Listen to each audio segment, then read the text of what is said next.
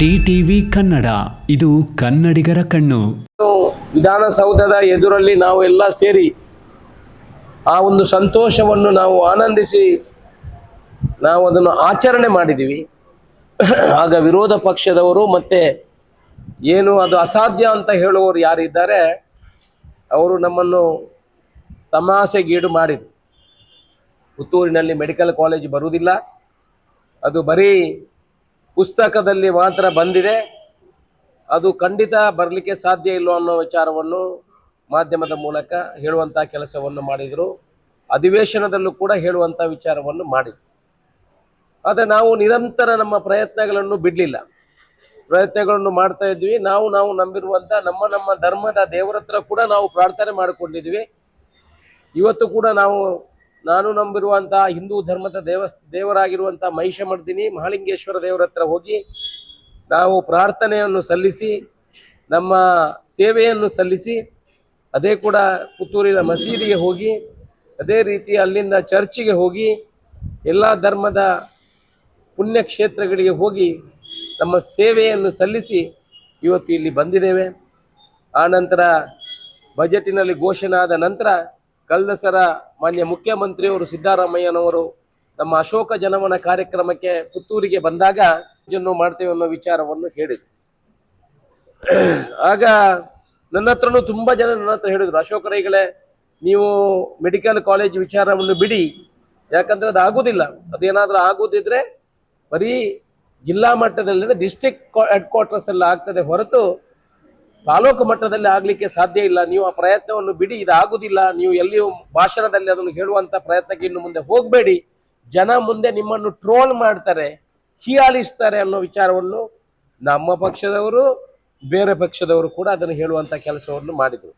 ಯಾವತ್ತು ಮುಖ್ಯಮಂತ್ರಿಯವರು ಬಂದು ಇವತ್ತು ಪುತ್ತೂರಿನಲ್ಲೇ ಮೆಡಿಕಲ್ ಕಾಲೇಜನ್ನು ಮಾಡ್ತೇವೆ ಅಂತ ಹೇಳಿದರು, ನಮಗೆ ಅಧಿಕೃತವಾದ ಆದೇಶ ಬರುವವರೆಗೆ ನಮ್ಮ ಮನಸ್ಸಿನಲ್ಲಿ ಗೊಂದಲಗಳಿತ್ತು. ಮೊನ್ನೆ 27ನೇ ತಾರೀಕಿಗೆ ಮುಖ್ಯಮಂತ್ರಿಯವರು ಆದೇಶವನ್ನು ಹೊರಡಿಸಿ ನಾವು 3 ಬೇಡಿಕೆಯನ್ನು ಮುಖ್ಯಮಂತ್ರಿಯವರಿಗೆ ಸರ್ಕಾರದ ಮುಂದಿಟ್ಟಿದ್ದೆವು. ಬೇಡಿಕೆ ನಂಬರ್ 1, ಈಗಿರುವಂಥ ಆಸ್ಪತ್ರೆಯ ಜಾಗದಲ್ಲಿ ದೊಡ್ಡ ಆಸ್ಪತ್ರೆಗಳನ್ನು ಮೆಡಿಕಲ್ ಕಾಲೇಜು ಅಥವಾ physiotherapy college, nursing college, MD ಮಾಡುವವರಿಗೆ ಆಯುರ್ವೇದಿಕ್ ಕಾಲೇಜು, ಇದನ್ನೆಲ್ಲ ಮಾಡಲಿಕ್ಕೆ ಸಾಧ್ಯ ಇಲ್ಲ.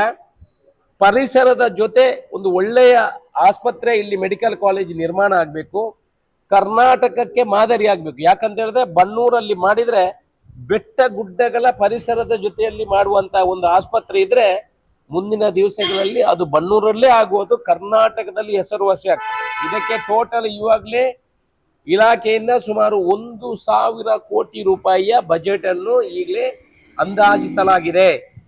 ಟೋಟಲ್ ಎಲ್ಲ ಮಾಡಲಿಕ್ಕೆ 1,000 ಕೋಟಿ ರೂಪಾಯಿಗಳ ಬಜೆಟನ್ನು ಅಂದಾಜಿಸಲಾಗಿದೆ. ಆ ಪ್ರಕಾರ ನಾವು 3 ಬೇಡಿಕೆಯನ್ನು ಇಟ್ಟಿದ್ದೀವಿ. ಒಂದು, ಇರುವಂಥ ಜಾಗದಲ್ಲಿ ಮಾಡುವುದಲ್ಲ, ಬನ್ನೂರಲ್ಲಿ 40 ಎಕರೆ ಜಾಗೆಯಲ್ಲಿ ಈ ಆಸ್ಪತ್ರೆಯನ್ನು ಮಾಡುವಂಥ ಕೆಲಸವನ್ನು ಮಾಡಬೇಕು, ನಂಬರ್ 1. ನಂಬರ್ 2, ಇದನ್ನು ಆರೋಗ್ಯ ಇಲಾಖೆಯಲ್ಲಿದ್ದ ಕಡತವನ್ನು ತೆಗೆದು ಇದನ್ನು medical education system, medical education ಇಲಾಖೆಗೆ ಇದನ್ನು ವರ್ಗಾಯಿಸಬೇಕು. ಯಾಕಂತ ಹೇಳಿದ್ರೆ ಮೆಡಿಕಲ್ ಎಜುಕೇಷನ್ ಇಲಾಖೆಯ ಮುಖಾಂತರ ಮಾಡಿದರೆ ಮುಂದೆ ಮೆಡಿಕಲ್ ಕಾಲೇಜು ಮಾಡಲಿಕ್ಕೆ ಯಾವುದೇ ತೊಂದರೆಗಳು ಇರುವುದಿಲ್ಲ. ಏನೇನು ಸ್ಪೆಸಿಫಿಕೇಶನ್ಗಳು ಬೇಕಾ, ಅದಕ್ಕೆ ಬೇಕಾಗುವಂಥ ಲ್ಯಾಬ್ಗಳು, ಆಪರೇಷನ್ ಥಿಯೇಟರ್ಗಳು, ಕೋಣೆಗಳ ಅಳತೆಗಳು ಕೂಡ ಅದು ಮೆಡಿಕಲ್ ಕೌನ್ಸಿಲ್ ಪ್ರಕಾರ ಇರಬೇಕು. ಅದರ ಪ್ರಕಾರ ಅದನ್ನು ಮೆಡಿಕಲ್ ಎಜುಕೇಷನ್ ಇಲಾಖೆಗೆ ಇದನ್ನು ಕಡತವನ್ನು ವರ್ಗಾಯಿಸಬೇಕು ಅನ್ನೋ ಉಲ್ಲೇಖವನ್ನು ಮಾಡಿದ್ದೀವಿ. ಮತ್ತು 300 ಬೆಡ್ಗಳ ಆಸ್ಪತ್ರೆಯಲ್ಲಿ ನಿರ್ಮಾಣ ಆಗಬೇಕು ಅನ್ನೋ ಬೇಡಿಕೆಯನ್ನು ನಾವು ನಮ್ಮ ಮುಖ್ಯಮಂತ್ರಿಯವರಿಗೆ ಕೊಟ್ಟಿದ್ದೀವಿ. 27ನೇ ತಾರೀಕಿರಂದು ಅಧಿಕೃತವಾಗಿ ಆದೇಶ ಕೂಡ ಬಂದಿದೆ. ನಿಮಗೆ ಆದೇಶ ಕಾಪಿಗಳನ್ನು ನಿಮಗೆ ಎಲ್ಲರಿಗೂ ಕೊಡುವಂಥ ಕೆಲಸವನ್ನು ಮಾಡಿದ್ದೇವೆ. ಅಧಿಕೃತ ಆದೇಶ ಮಾನ್ಯ ಮುಖ್ಯಮಂತ್ರಿಗಳು, ಕರ್ನಾಟಕ ಸರ್ಕಾರದ ಕಾಂಗ್ರೆಸ್ ಸರ್ಕಾರ ಏನಿದೆ ಇವತ್ತು ಆದೇಶವನ್ನು ಮಾಡಿ ಆರ್ಥಿಕ ಇಲಾಖೆಯ ಮಂಜೂರಾತಿಯನ್ನು ಕೊಡಿಸುವಂಥ ಕೆಲಸವನ್ನು ಮಾಡಿದ್ದಾರೆ. ಮುಂದಿನ 1.5 ತಿಂಗಳಲ್ಲಿ DPR ಮಾಡಿ 1.5 ತಿಂಗಳಲ್ಲಿ 2 ತಿಂಗಳವರೆಗೆ ಪುತ್ತೂರಿನಲ್ಲಿ 300 ಬೆಡ್ಡಿನ ಆಸ್ಪತ್ರೆಗೆ ಟೆಂಡರ್ ಪ್ರಕ್ರಿಯೆ ಆರಂಭ ಆಗಿ ಮುಂದಿನ ದಿವಸದಲ್ಲಿ ಮುಖ್ಯಮಂತ್ರಿಗಳು ಬಂದು ಇದಕ್ಕೆ ಶಿಲಾನ್ಯಾಸ ಕಾರ್ಯಕ್ರಮವನ್ನು ಮಾಡಲಿಕ್ಕಿದ್ದಾರೆ. ಇದು ನಮ್ಮ ದೊಡ್ಡ ಮಹತ್ವವಾದ ಒಂದು ಯೋಜನೆ. ಇನ್ನು 1000 ವರ್ಷಗಳು ಹೋಗಲಿ, ಪುತ್ತೂರಿನಲ್ಲಿ ಮೆಡಿಕಲ್ ಕಾಲೇಜು ತಂದಿರುವುದು ಅಶೋಕ್ ರೈ, ಕಾಂಗ್ರೆಸ್ ಸರ್ಕಾರ, ಕರ್ನಾಟಕದಲ್ಲಿರುವಂಥ ಮುಖ್ಯಮಂತ್ರಿ ಸಿದ್ದರಾಮಯ್ಯನವರು ಮತ್ತು ಡಿ ಕೆ ಶಿವಕುಮಾರ್ ಅವರು ಇರುವಂಥ ಈ ಸರ್ಕಾರದಿಂದ ಪುತ್ತೂರಿಗೆ ಮೆಡಿಕಲ್ ಕಾಲೇಜ್ ಆಗಿದೆ ಅಂತ ನಾವು ಅತ್ಯಂತ ಸಂತೋಷದಿಂದ ಹೇಳ್ತಾ ಇದ್ದೇವೆ. ಯಾರ್ಯಾರು ಜನರು ಏನೇನು ಹೇಳ್ತಾ ಇದ್ರು, ನಮಗೆ ಕಾವಿ ಹೇಮನಾಥ್ ಶೆಟ್ಟಿ ಮತ್ತು MS ಮೊಹಮ್ಮದ್ ಬಂದು ಹೇಳ್ತಾ ಇದ್ರು ನಮಗೆ ಅಧಿಕೃತ ಆದೇಶ ಆಗಬೇಕು, ಈ ವರ್ಷದ ಬಜೆಟಿನಲ್ಲೇ ಅದು ಆಗುವಾಗ ಟೆಂಡರ್ ಆಗಬೇಕು, ನಾವು ಅದಕ್ಕೆ ಶಿಲಾನ್ಯಾಸವನ್ನು ಮಾಡಬೇಕು. ಆದರೆ ನಾವು ಯಾರು ಎದುರು ಮಾತಾಡ್ತಾ ಇದ್ದಾರೆ ಅವರಿಗೆ ಸರಿಯಾದ ಉತ್ತರವನ್ನು ಕೊಡುವಂಥದ್ದು ಆಗ್ತದೆ ಅನ್ನೋ ವಿಚಾರವನ್ನು ಉಲ್ಲೇಖ ಮಾಡಿದ್ರು. ಬಹುಶಃ ಇವತ್ತು ಅದಕ್ಕೆಲ್ಲ ಯಾರ ಮನಸ್ಸಿನಲ್ಲಿ ಯಾರೆಲ್ಲ ಗೊಂದಲಗಳಿತ್ತು ಅದಕ್ಕೆಲ್ಲ ಉತ್ತರ ಕೊಡುವಂಥ ಕೆಲಸವನ್ನು ಮಾಡಿದ್ದೇವೆ. ಯಾವತ್ತು ಪುತ್ತೂರಿನಲ್ಲಿ ಮೆಡಿಕಲ್ ಕಾಲೇಜು, ಮೆಡಿಕಲ್ ಆಸ್ಪತ್ರೆಯನ್ನು ಮೇಲ್ದರ್ಜೆಗೆ ಏರಿಸುವಂಥ ಕೆಲಸವನ್ನು ಮಾಡ್ತೇವೆ ಅನ್ನೋ ವಿಚಾರವನ್ನು ನಾವು ಹೇಳಿದ್ದೇವ. ಅದಕ್ಕೆ ಸರಿಯಾದ ವ್ಯವಸ್ಥೆಯನ್ನು, ಸರ್ಕಾರದ ಆದೇಶವನ್ನು ಮಾಧ್ಯಮದ ಮೂಲಕ ಜನರಿಗೆ ಕೊಡುವಂಥ ಕೆಲಸವನ್ನು ಮಾಡ್ತೇವೆ. ಯಾರ್ಯಾರು ವಿರೋಧ ಪಕ್ಷದವರು ತಮಾಷೆಗಳನ್ನು ಮಾಡ್ತಾ ಇದ್ರು, ಟೀಕೆಗಳನ್ನು ಮಾಡ್ತಾ ಇದ್ರು, ಯಾವತ್ತು ಮುಖ್ಯಮಂತ್ರಿ ಅವರು ಪುತ್ತೂರಿಗೆ ಬಂದು ಇಲ್ಲೇ ಮಾಡ್ತೀವಂತ ಮೆಡಿಕಲ್ ಕಾಲೇಜನ್ನು ಮಾಡ್ತೀವಂತ ಹೇಳಿದ್ರ ಅವರಿಗೆ ಹಿಂದುಗಡೆ ಒಂದು ಸೀಲ್ ಹೊಡೆದಾಗೆ ಆಗಿದೆ. ಈಗ ಆದೇಶ ಪತ್ರವನ್ನು ಕೊಟ್ಟಿದ್ದೇವೆ, ಸರಿಯಾದ ವ್ಯವಸ್ಥೆಯನ್ನು ಮಾಡಿದ್ದೇವೆ. ಮುಂದೆ ಕೂಡ ಅವರು ಸಂತೋಷ ಪಡಬೇಕು. ನಾನು ಹೇಳುವಂಥದ್ದು ವಿರೋಧ ಪಕ್ಷದವರಿಗೆ, ನಿಮ್ಮ ಕಾಲದಲ್ಲಿ ನೀವು ಏನು ಮಾಡಲಿಕ್ಕೆ ಆಗಲಿಲ್ಲ, ಇನ್ನಾದರೂ ಸಂತೋಷ ಪಡಿ. ಇದು ನಿಮಗೂ ಬೇಕು, ನಿಮ್ಮ ಮಕ್ಕಳಿಗೆ ಬೇಕು, ನಮ್ಮ ಮಕ್ಕಳಿಗೆ ಬೇಕು, ನಮ್ಮ ಎಲ್ಲರಿಗೂ ಬೇಕು.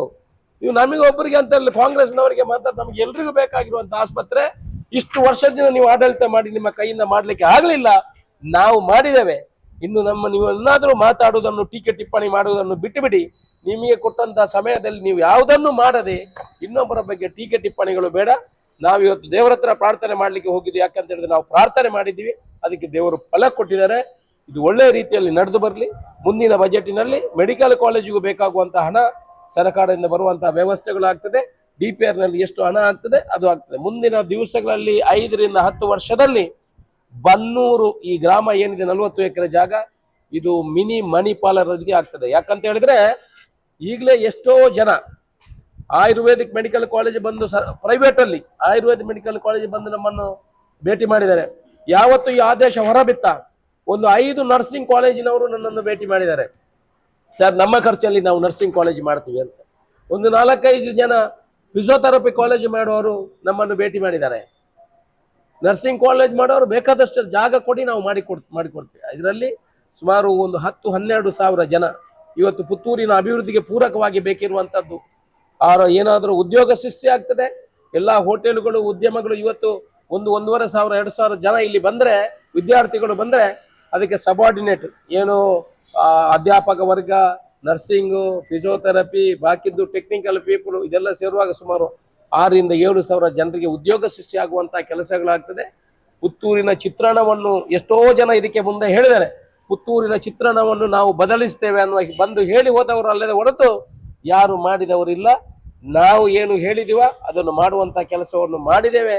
ಅದನ್ನು ಮುಂದಿನ ದಿವಸಗಳಲ್ಲೂ ಕೂಡ ಆದಷ್ಟು ಬೇಗ 300 ಬೆಡ್ಡಿನ ಆಸ್ಪತ್ರೆಯನ್ನು ಮಾಡಿದ ಮೇಲೆ ಮೆಡಿಕಲ್ ಕಾಲೇಜ್ ಮಾಡಲಿಕ್ಕೆ ಏನು ತೊಂದರೆ ಇಲ್ಲ. ಬಿಲ್ಡಿಂಗ್ ಮಾತ್ರ ಬೇಕಾಗಿರೋದು. ಸರ್ಕಾರಕ್ಕೆ ಆದಾಯ ಕೂಡ ಬರ್ತದೆ, ಫೀಸ್ ಬರ್ತದೆ, ಆದಾಯ ಬರ್ತದೆ. ನಮ್ಮ ಭಾಗದ ಮಕ್ಕಳಿಗೆ ಯಾರು ಡಾಕ್ಟರ್ಸ್ ಆಗ್ತಾರೆ ಅವ್ರಿಗೆ ಹೆಚ್ಚಿನ ಪೂರಕವಾಗಿ ಅವರಿಗೆ ಕಲೀಲಿಕ್ಕೂ ಕೂಡ ಅವಕಾಶ ಆಗ್ತದೆ. ನಮ್ಮ ಬೇಡಿಕೆ ಇನ್ನೊಂದು ಬೇಡಿಕೆ ಇದೆ. ಯಾರು ತುಳು ಮಾಡ್ತಾ ಇರ್ತಾರೆ ಅವರಿಗೂ ಕೂಡ ಇದರಲ್ಲಿ ಹೆಚ್ಚಿನ ಆದ್ಯತೆಗಳನ್ನು ಕೊಡಬೇಕು. ದಕ್ಷಿಣ ಕನ್ನಡ ಜಿಲ್ಲೆ ಮತ್ತೆ ಉಡುಪಿ ಜಿಲ್ಲೆ ಈ ಭಾಗ ತುಳು ಏನು ಮಾತಾಡ್ತಾರೆ ಅವರಿಗೂ ಕೂಡ ಇದರಲ್ಲಿ ಹೆಚ್ಚಿನ ಆದ್ಯತೆಯನ್ನು ಕೊಡಬೇಕು ಅನ್ನೋ ಒಂದು ಬೇಡಿಕೆಯನ್ನು ಕೂಡ ಮುಂದಿನ ದಿವಸಗಳಲ್ಲಿ ಸರ್ಕಾರದ ಮುಂದೆ ಇಡ್ತೇವೆ ಅನ್ನುವ ಮಾತನ್ನು ಹೇಳಿ ಅತ್ಯಂತ ಸಂತೋಷದಿಂದ ಪುತ್ತೂರಿಗೆ 300 ಬೆಡ್ಡಿನ 300 ಹಾಸಿಗೆಯ ಆಸ್ಪತ್ರೆ ಮಂಜೂರಾಗಿದೆ. ಬನ್ನೂರಲ್ಲಾಗಿದೆ. ಅದು ಮೆಡಿಕಲ್ ಎಜುಕೇಶನ್ ಸಿಸ್ಟಮ್ ಇಲಾಖೆಯ ಮುಖಾಂತರ ಆಗಿದೆ ಅಂತ ಹೇಳಿಕೆ ಅತ್ಯಂತ ಸಂತೋಷದಿಂದ ಹೇಳಿಕೆ ಇಚ್ಛೆ ಪಡ್ತೇನೆ.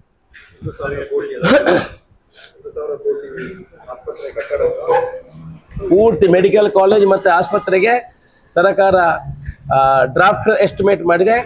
1,000 ಕೋಟಿ ರೂಪಾಯಿಯ ಡ್ರಾಫ್ಟ್ ಎಸ್ಟಿಮೇಟ್ ಮಾಡಿದೆ. ಈಗ 300 ಬೆಡ್ಡಿನ ಆಸ್ಪತ್ರೆಗೆ ಮತ್ತೆ ಅಲ್ಲಿ ಅಭಿವೃದ್ಧಿ ಮಾಡಲಿಕ್ಕೆ ಈಗ ನಾವು ಬರೀ 10 ಎಕರೆ ಜಾಗ ಎಲ್ಲಿಯೂ ಮರ ಕಡಿಯುವಂಥ ಕೆಲಸವನ್ನು ಮಾಡೋದಿಲ್ಲ, ಪರಿಸರದ ಜೊತೆ ಮಾಡುವಂಥ ಕೆಲಸವನ್ನು ಮಾಡ್ತೇವೆ. ಬರೀ 10 ಎಕರೆ ಜಾಗದಲ್ಲಿ ಏನು ಮೆಡಿಕಲ್ ಕಾಲೇಜ್ ಮತ್ತೆ ಆಸ್ಪತ್ರೆಗೆ ಬೇಕಾಗುವಂತ ಜಾಗವನ್ನು ಸಿಲೆಕ್ಟ್ ಮಾಡಿ ಅದನ್ನು ಮಾತ್ರ ಕ್ಲಿಯರ್ ಮಾಡಿ ಅಲ್ಲಿ ಮಾಡುವಂತ ಕೆಲಸವನ್ನು ಮಾಡ್ತೇವೆ. ಮತ್ತೆ ಬೆಟ್ಟ ಗುಡ್ಡ ಇದ್ರೆ ಅಲ್ಲಲ್ಲೇ ಅದನ್ನು ಮಾಡಿ ಇದಕ್ಕೆ ಬೇಕಾಗುವಂತ ರಸ್ತೆ, ನೀರು, ಫಿಲ್ಟ್ರೇಷನು ಇದೆಲ್ಲ ಸೇರುವಾಗ ಸುಮಾರು 400 ರಿಂದ 450 ಕೋಟಿ ರೂಪಾಯಿಗಳ ಅನುದಾನದಲ್ಲಿ ಇದನ್ನು ಈ ಆಸ್ಪತ್ರೆಯನ್ನು ಮಾಡುವಂತ ಕೆಲಸಗಳು ಆಗ್ತದೆ. ಆ ನಂತರ ಮೆಡಿಕಲ್ ಕಾಲೇಜ್ ಮಾಡಲಿಕ್ಕೆ ಸುಮಾರು 200 ಕೋಟಿಯ ವ್ಯವಸ್ಥೆಗಳು ಬೇಕಾಗ್ತದೆ. ಇಕ್ವಿಪ್ಮೆಂಟ್ಸ್ಗೆ ಒಂದು 250 ಕೋಟಿ ರೂಪಾಯಿಗಳು ಬೇಕಾಗ್ತದೆ. ಒಟ್ಟು ಟೋಟಲ್ ಬಜೆಟ್ 1,000 ಕೋಟಿ ರೂಪಾಯಿಯಲ್ಲಿ ಈ ವ್ಯವಸ್ಥೆಗಳು ಆಗ್ತದೆ. ಬನ್ನೂರು ನಾವು 40 ಎಕರೆ ರಿಸರ್ವ್ ಮಾಡಿದೀವಲ್ಲ, ಅಲ್ಲಿ 400 ಬೆಡ್ಡಿನ ಆಸ್ಪತ್ರೆ ರಿಕ್ವೈರ್ಮೆಂಟ್ ಇದೆ ಮೆಡಿಕಲ್ ಕೌನ್ಸಿಲ್ ಪ್ರಕಾರ. ಈ ಆಸ್ಪತ್ರೆಯನ್ನು ಓನ್ಲಿ ಗೈನಿಕ್ ಹೆರಿಗೆಯವರಿಗೆ ಮಾತ್ರ ಬಳಸಬೇಕು. ಅಂದ್ರೆ ನೋಡಿ, ಆಸ್ಪತ್ರೆಯಲ್ಲಿ ಹೆರಿಗೆಯ ಪೇಷಂಟು ಬೇರೆನೆ ಇರ್ತಾರೆ. ಅಂದ್ರೆ ಅವರು ಒಂಥರ ಅಟ್ಮಾಸ್ಫಿಯರ್ ಅಲ್ಲಿ ಬೇರೆ ಇರ್ತದೆ, ಮತ್ತೆ ಪೇಷಂಟುಗಳು ಇರುವುದು ಬೇರೆ ಇರ್ತದೆ. ಅದರಿಂದ ನಾವು ಇದನ್ನು ಬರೀ ಮಕ್ಕಳಿಗೆ ಹೆರಿಗೆ ಆಸ್ಪತ್ರೆಯನ್ನಾಗಿ ಮಾಡಬೇಕು ಅಂತ ನಮ್ಮ ಕಲ್ಪನೆ ಇದೆ. ಇದನ್ನು ಇಲ್ಲೇ ಉಳಿಸ್ಕೊಳ್ತೀವಿ, ಇದನ್ನೇನು ಬದಲಾವಣೆ ಮಾಡುವುದಿಲ್ಲ. ಇನ್ನಷ್ಟು ಅಪ್ಗ್ರೇಡೇಷನ್ ಮಾಡಿ ಇದು ಮಹಿಳೆಯರ ಹೆರಿಗೆಯ ಸೆಕ್ಷನ್ ಅನ್ನು ಮಾಡುವಂತ ಪ್ಲಾನ್ ಅನ್ನು ಇಲ್ಲಿ ಮಾಡ್ತೀವಿ. ಇನ್ನು 15 ದಿವಸದಿಂದ 20 ದಿವಸ ಒಳಗೆ DPR, almost DPR is draft line is ready and there 15 to 20 days maximum you have given the time for the prepare the DPR. ಅದಾದ ಕೂಡಲೇ there is no further discussion. Cabinet ಬರಬೇಕು, ಅಲ್ಲಿ ಬರಬೇಕು. It is already order has been sanction. So ಇನ್ನು ಪುನಃ cabinet ಬರಲಿಕ್ಕೆ tender first ಹೌದು, ಇನ್ನೊಂದು 2 ತಿಂಗಳ ಒಳಗೆ ಇದನ್ನು ಡ್ರಾಫ್ಟ್ ಲೈನ್ DPR ಅಂತ ಹೇಳಿದ್ರೆ ಪೂರ್ತಿ ಮೆಡಿಕಲ್ ಕಾಲೇಜ್ ಇದಕ್ಕೆ ಪೂರ್ತಿ ಆಗಿದೆ. ಮತ್ತೆ ಡ್ರಾಫ್ಟ್ ಲೈನ್ ಅಂತ ಹೇಳಿದ್ರೆ ಅಂದಾಜು ಎಸ್ಟಿಮೇಟು. ಈಗ ಸರ್ವೆ ಮಾಡಬೇಕು, 40 ಎಕರೆಯನ್ನು ಸರ್ವೆ ಮಾಡಬೇಕು, ಎಲ್ಲಿ ಕೂಡಿಸ್ತದೆ ಏನು, ಅಲ್ಲಿಗೆ ರಸ್ತೆಗಳ ವ್ಯವಸ್ಥೆ ಮಾಡಬೇಕು, ಅಲ್ಲಿಗೆ ಡ್ರೈನೇಜ್ ಸಿಸ್ಟಮು ಮತ್ತೆ ನೀರಿನ ವ್ಯವಸ್ಥೆಗಳೆಲ್ಲ ಮಾಡಬೇಕು. ಈಗ ಫೈನಲ್ DPR ಮಾಡಬೇಕು, ಅದಕ್ಕೆ ಒಂದು 15 ರಿಂದ 20 ದಿವಸ ಬೇಕಾಗ್ತದೆ. ಅಲ್ಲಿ ಬರುವಂತ ಅಪ್ರೋಚ್ ರೋಡ್ಗಳನ್ನು ಫೈನಲ್ ಮಾಡಬೇಕು.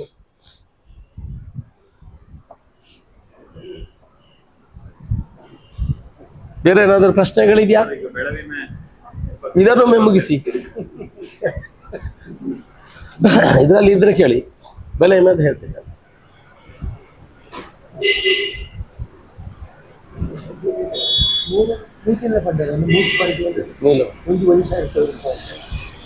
ಒಂದು ಶಿಫ್ಟಿಂಗ್, ಒಂದು ಮೆಡಿಕಲ್ ಎಜುಕೇಶನ್ ಶಿಫ್ಟ್, ಒಂದು ಶಿಫ್ಟಿಂಗ್ ಇಜ್ಜಿ ಡಿಪಾರ್ಟ್ಮೆಂಟ್ ಬರ್ತದೆ. ಡಿಪಾರ್ಟ್ಮೆಂಟ್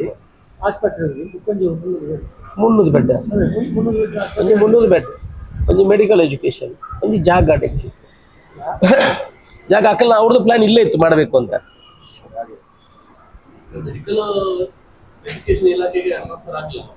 ಆಗಿದೆ ಆಗಿದೆಲ್ಲ, ಇದರಲ್ಲಿ ಆದೇಶ ಇದೆ. ಆಡಳಿತ ಇಲಾಖೆಯ ಪ್ರಸ್ತಾವನೆಯನ್ನು ಪರಿಶೀಲಿಸಿದೆ. ಪುತ್ತೂರಿನಲ್ಲಿ 300 ಹಾಸಿಗೆಗಳ ಆಸ್ಪತ್ರೆಯನ್ನು ವೈದ್ಯಕೀಯ ಶಿಕ್ಷಣ ಇಲಾಖೆ ಮುಖಾಂತರ, ಮೊದಲು ಹೆಲ್ತ್ ಡಿಪಾರ್ಟ್ಮೆಂಟ್ ಅಲ್ಲಿ ಮುಖಾಂತರ ಹೊಸ ಸ್ಥಳದಲ್ಲಿ ನಿರ್ಮಿಸಲು ಆರ್ಥಿಕ ಇಲಾಖೆ ಸಮ್ಮತಿಸಿದೆ. ಹಾಗೂ 2025-26 ಸಾಲಿನ ಆಯವ್ಯಯ ಭಾಷಣದ ಖಂಡಿಕೆ 138-4 ಆರೋಗ್ಯ ಮತ್ತು ಕುಟುಂಬ ಕಲ್ಯಾಣ ಇಲಾಖೆಯಿಂದ ವೈದ್ಯಕೀಯ ಶಿಕ್ಷಣ ಇಲಾಖೆಗೆ ವರ್ಗಾಯಿಸುವಂತೆಯೂ ತಿಳಿಸಿದೆ. Clear order.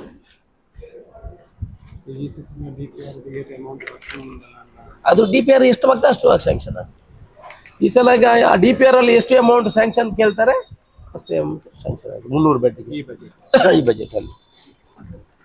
ಬೆಲೆ ವಿಮೆಗೆ ಏನು ಕೇಳಿದ್ರಿ?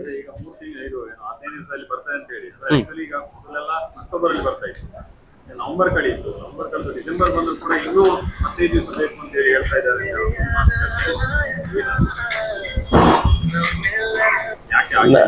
ನಾನು 15 ದಿವಸದಲ್ಲಿ ಮೊನ್ನೆ ನನಗೆ ಭರವಸೆಯನ್ನು ಕೊಟ್ಟಿದ್ರು ಅಧಿಕಾರಿಗಳು. ಆನಂತರ ನಾನು 1 ವಾರ ಇರಲಿಲ್ಲ. ಈಗ ನೀವು ಹೇಳಿದ್ರೆ ನನ್ನ ಗಮನಕ್ಕೆ ಯಾರು ತಂದಿಲ್ಲ, ನಿಮ್ಮ ಮುಖಾಂತರ ಈಗ ಗೊತ್ತಾಗಿದೆ. ಈಗ ಒಂದು 5 ನಿಮಿಷದಲ್ಲಿ ಯಾರ್ಯಾರು ಅವ್ರ ಹತ್ರ ಮಾತಾಡಬೇಕು. ನನ್ನ ಪ್ರಕಾರ 80% ಜನರಿಗೆ ಟಾಟಾ AIG ಅವರು ರೆಡಿ ಮಾಡಿದ್ದಾರೆ. 20% ಅಲ್ಲಿ ಏನೋ ಕನ್ಫ್ಯೂಷನ್ ಇದೆ ಅಂತ ಏನೋ ಹೇಳ್ತಾ ಇದ್ರು, ಅಂದ್ರೆ ಜಾಸ್ತಿ ಸಂಖ್ಯೆ ಆಗಿದೆ ಅಂತ ಹೇಳ್ತಾ ಇದ್ರು. ಒಂದು ಅರ್ಧ ಗಂಟೆಯಲ್ಲಿ ಅದನ್ನು ಕ್ಲಾರಿಫೈ ಮಾಡುವಂತ ಕೆಲಸವನ್ನು ಮಾಡ್ತೀವಿ. ರಸ್ತೆಗಳು ಹೇಳಿ. ಮಾತಾಡಿದ್ದಾರೆ, ಆದ್ರೂ ಕೂಡ ಇನ್ನೂ ಕೂಡ ಸ್ಟಾರ್ಟ್ ಆಗಿಲ್ಲ. ನೋಡಿ, ನಾನು ಮೊನ್ನೆ ಕಳೆದ ಸಲ ನಿಮ್ಮ ಹತ್ರ ಮಾತಾಡುವಾಗ 3 ದಿವಸದಲ್ಲಿ ಕೆಲಸ ಆರಂಭ ಮಾಡಬೇಕು ಅಂತ ನಾನು ನಿರ್ದೇಶನ ಕೊಟ್ಟಿದ್ದೆ.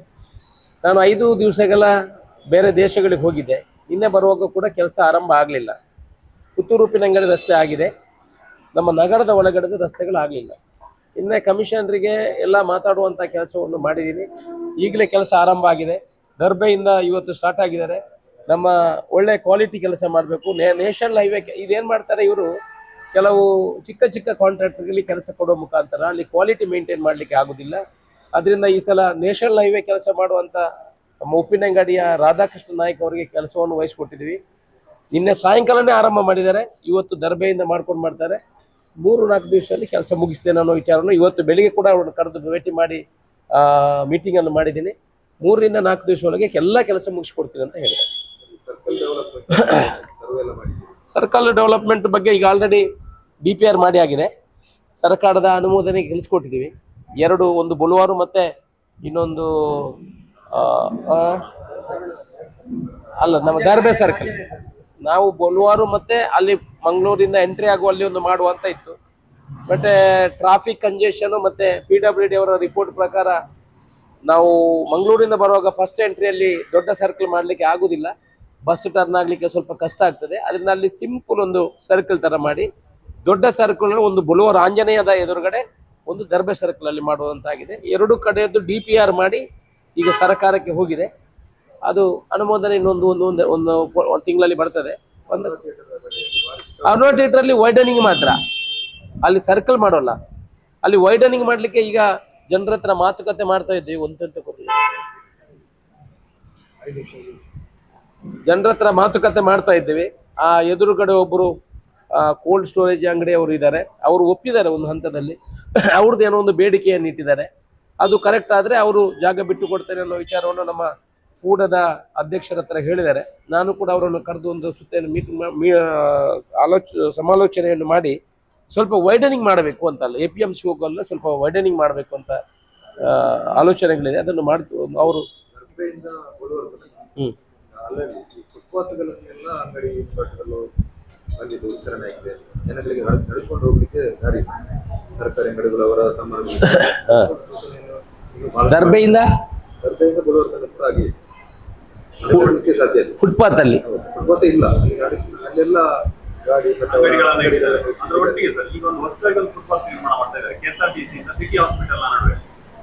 ಅಲ್ಲಿ ಬಹಳ ಕಿರಿದಾದ ರಸ್ತೆ ಮೊದಲೇ, ಅದರ ಮೇಲೆ ಈಗ 5 ಇಂಚ್ ಸ್ಲ್ಯಾಬ್ ಅನ್ನು ಹಾಕಿಬಿಟ್ಟು ಅಲ್ಲಿ ಎಲ್ಲಾ ವೆಹಿಕಲ್ಗಳಿಗೂ ಕೂಡ ಜಾಮ್ ಆಗಲಿಕ್ಕೆ ಸ್ಟಾರ್ಟ್ ಆಗಿದೆ. ಅಂದ್ರೆ ಎಲ್ಲ ಉಚಿತದ, ನನ್ನ ವಾಹನಕ್ಕೆ ಎಲ್ಲ ಸೈಡ್ ಕೊಡುವಾಗ ಉಚಿತದ ಅಂತ ಹೇಳಿ KSRTC ಬರ್ಲಿಕ್ಕೆ ಕೂಡ ತೊಂದರೆ, ಜನರಿಗೆ ಹೋಗ್ಲಿಕ್ಕೆ ಕೂಡ ತೊಂದರೆ ಆಗ್ತಾ ಇದೆ. ಏನು ರಸ್ತೆಯಲ್ಲಿ ನಡ್ಕೊಂಡೇ ಹೋಗೋದು, ಸೈಡ್ ಇಂದ ಆ ಸೈಡ್ ಇಲ್ಲ ಈ ಸೈಡ್. ಅಲ್ಲಿಗೆ ಚರಂಡಿ ಮಾಡ್ಲಿಕ್ಕೆ ಆಕ್ಚುಲಿ ಮಾಡಿದ್ರು. ಚರಂಡಿಯನ್ನು ಸ್ವಲ್ಪ ಸರಿಯಾಗಿ ಮಾಡಿ ಅದರ ಮೇಲೆಗೆ ಕೂಡ ಇದು ಮಾಡಿದ್ರೆ ರಸ್ತೆ ಅಗಲೀಕರಣ ಆಗ್ತಾ ಇತ್ತು.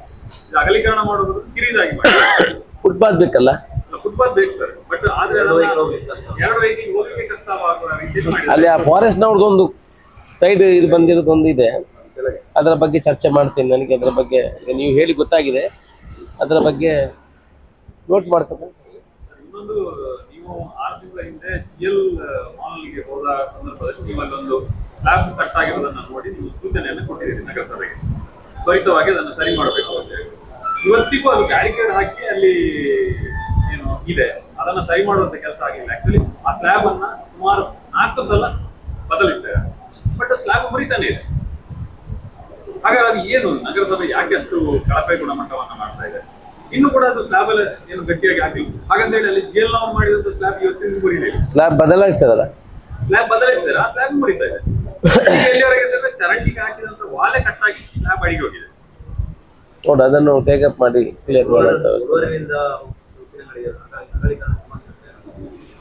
ಬುಲ್ವಾರಿನಿಂದ ಉಪ್ಪಿನಂಗಡಿವರೆಗೆ ನಾವು ಈಗ ಅಲ್ಲಿ ಒಂದು 2-3 ಮನೆ ಹೊಡೆದು ನಾನು ಹೋಗಿ ಮೊನ್ನೆ ಮಾತಾಡಿದ್ದೀನಿ.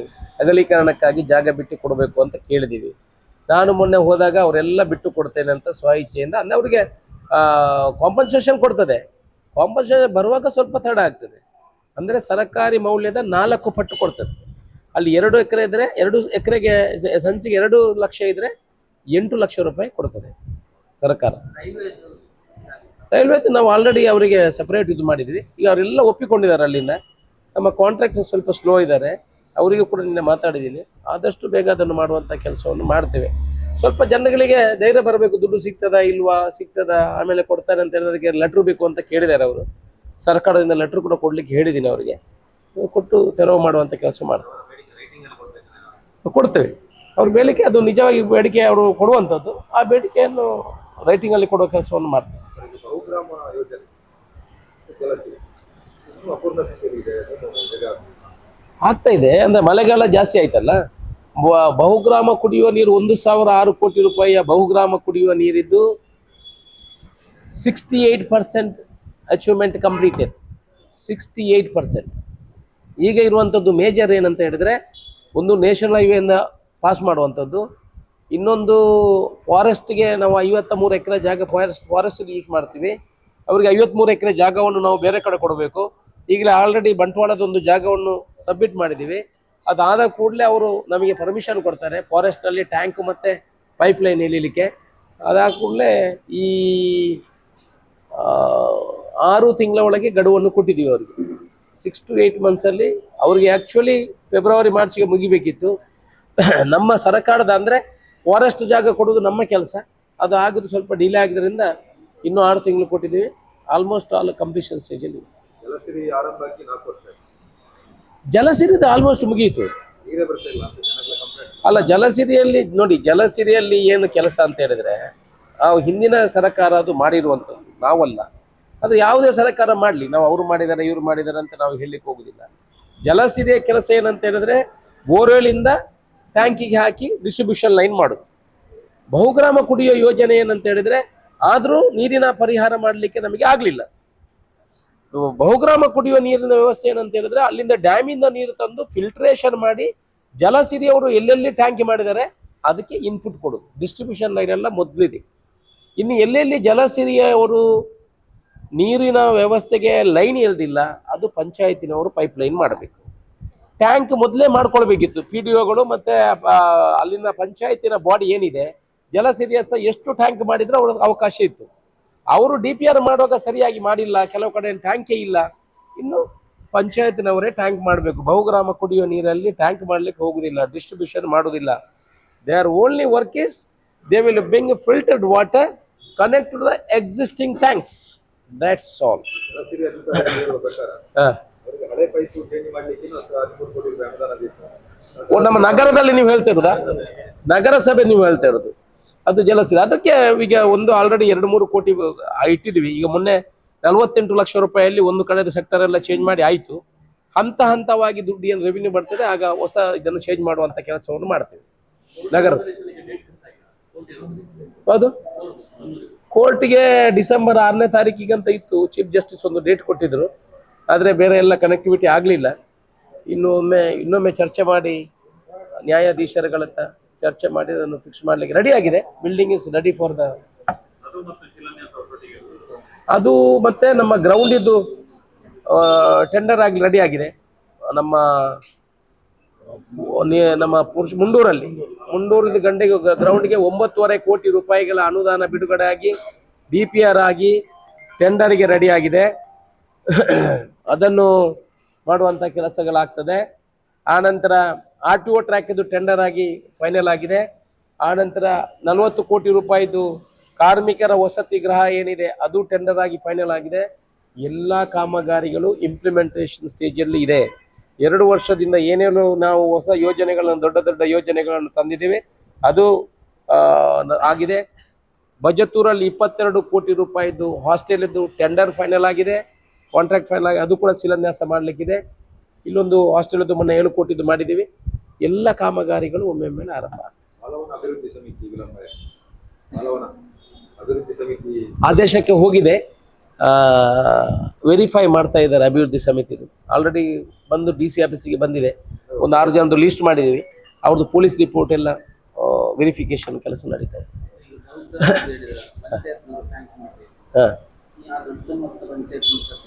ಅಲ್ಲಲ್ಲ ನೋಡಿ, ಬಹುಗ್ರಾಮ ಜಲಸಿರಿಯಲ್ಲಿ ಏನಾಗಿದೆ ಅಂತ ಹೇಳಿದ್ರೆ, ಮೊದಲು ಅವರು DPR ಮಾಡುವ ಕೆಲವೆಲ್ಲ ಅದನ್ನು ನೆಗ್ಲೆಕ್ಟ್ ಮಾಡಿದ್ದಾರೆ. ಆ ಕಡೆ ಪೈಪ್ ಲೈನ್ ಇಲ್ಲದನ್ನು ತೋರಿಸಲಿಲ್ಲ. ಅವರು ಎಷ್ಟು DPR ಅಲ್ಲಿ ಮಾಡ್ತಾರೆ, DPR ಆಗಿ ಸರಿ ಮಾಡಿದರೆ ಅದರಲ್ಲಿ ಸರಿ ಹೋಗ್ತದೆ. ಕೆಲವು ಗ್ರಾಮಗಳು ಈಗ ಅಭಿವೃದ್ಧಿ ಆಗಿದೆ, ಅಲ್ಲಿ ಮನೆಯೆಲ್ಲ ಬಂದಿದೆ. ಈಗ ಅಲ್ಲಿಗೆಲ್ಲ ಅವರೇ ಇದು ಮಾಡಬೇಕು. ಇನ್ನು ಟ್ಯಾಂಕಿ ಅದಕ್ಕೆಲ್ಲ ಸರ್ಕಾರ ಬೇರೆನೇ ಅನುದಾನಗಳನ್ನು ಕೊಡಬೇಕು. ಇನ್ನು ಈಗ ಬಹುಗ್ರಾಮ ಕುಡಿಯೋದ್ರಲ್ಲಿ ಟ್ಯಾಂಕಿ ಮಾಡಲಿಕ್ಕೆ ಹೋಗುದಿಲ್ಲ. ಅವ್ರು ಬೇಕಾದಷ್ಟು ನೀರನ್ನು ಕೊಡ್ತಾರೆ, ಮತ್ತು ಅಲ್ಲಿಂದ ಹೇಳ್ಕೊಳ್ಳುವಂಥ ಕೆಲಸವನ್ನು ನಾವೇ ಮಾಡ್ತೀವಿ. ಎಲ್ಲ ಎಕ್ಸಿಸ್ಟಿಂಗ್ ಟ್ಯಾಂಕಿಗಳಿಗೆ ಅಲ್ಲಲ್ಲಿ ಸುಮಾರು 36 ದೊಡ್ಡ ದೊಡ್ಡ ಟ್ಯಾಂಕಿಗಳನ್ನು ಮಾಡ್ತಾರೆ. ಎತ್ತರ ಪ್ರದೇಶದಲ್ಲಿ ದೊಡ್ಡ ದೊಡ್ಡ tank, 3 lakh litre, 12 lakh litre, 25 lakh ಲೀಟ್ರದೆಲ್ಲ ಟ್ಯಾಂಕಿಗಳನ್ನು ಮಾಡ್ತಾರೆ. ಅದರಿಂದ ಫ್ಲೋ ಅಲ್ಲಿಗೆ ಫಿಟ್ ಮಾಡ್ತಾರೆ. ಇನ್ನು ಎಲ್ಲಿಯೂ ಕರೆಂಟ್ ಬಿಲ್ಲು ಕೊಡಲಿಕ್ಕಿಲ್ಲ, ಯಾರು ಪಂಚಾಯತಿನವರು ಪಂಪ್ ರಿಪೇರಿ ಮಾಡಲಿಕ್ಕಿಲ್ಲ. ಬಟ್ ಅದಕ್ಕೆ ದುಡ್ಡು ಕೊಡಬೇಕು, ಮನೆಯಿಂದ ಕಲೆಕ್ಟ್ ಮಾಡಿ ಅವರಿಗೆ ದುಡ್ಡು ಕೊಡುವಂಥ ಕೆಲಸವನ್ನು ಆಗ್ತದೆ.